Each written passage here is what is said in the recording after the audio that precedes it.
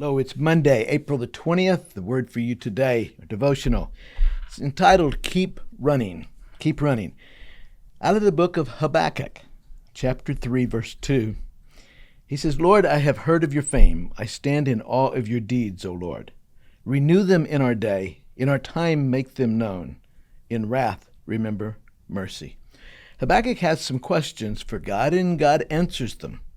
Not the answers Habakkuk expected or even wanted, but God definitely answered him. Now Habakkuk says that he is in awe of God and what God has done. He says, Lord, I have heard of your fame. God, I've heard of the things you have done, and I stand in awe of your deeds. God, you are incredibly awesome. Then he requests three things of God. He says, renew them in our day. Renew what? Renew those incredible deeds that God has done. In other words, God, the miraculous things you did in the past, do them again, God. Do them again. We want to see you at work. So he says, renew them again. And then the second thing he says, in our time, make them known. In other words, what Habakkuk's saying is, God, we want you to do things that can only be explained through you. That everybody knows that it is you doing these things. There's no question about that. So he wants to renew. He wants God to act again, that it be very clear that it was only God. And then he says, in wrath, remember mercy. In wrath, remember mercy. What is he talking about there? Basically what he's saying is, I have no right to ask this of you, God. We have been a disobedient people, and we have no right to ask for your mercy. So it wouldn't be mercy if we deserved it. So God, would you have mercy on us? Habakkuk is asking God to do his work, his way, in his time, not what Habakkuk thinks is best.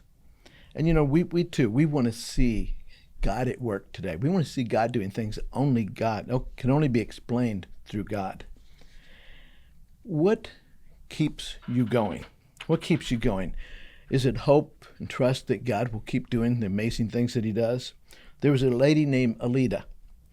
She was 78, and she'd been smoking for over 50 years.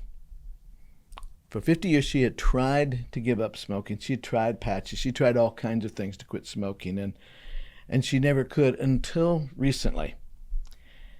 She's now given up cigarettes, cigars, all of that stuff. What made the difference? Well, Leo proposed marriage to her. And all the other things that weren't powerful enough to get her to quit smoking,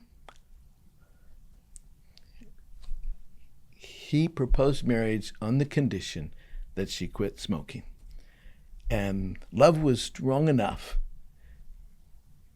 for her to give up smoking. Somebody asked her, said, what happened? She said, love did it. Love did it. Willpower was never enough to get me off the tobacco habit. Love did it. Well, it's kind of the same way with God. We want to see God. We try to willpower our way through things in life. But what we really need to see work from God. And ask God to do what only God can do. If we can do it, why are we asking him? Ask God to do what only God can do. Maybe there's something in your life or in your family's life that could only be explained, if it happened, could only be explained through God. Maybe talk to God about that. Ask him. Tell him, Lord, I've heard of your fame. I stand in awe of you. Lord, renew those incredible works in our day today. Have a good day.